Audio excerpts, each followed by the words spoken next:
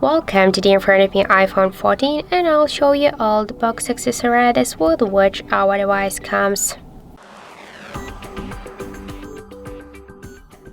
So first let's open the box. The first thing which we can see here, this is the just Type-C lighting cable.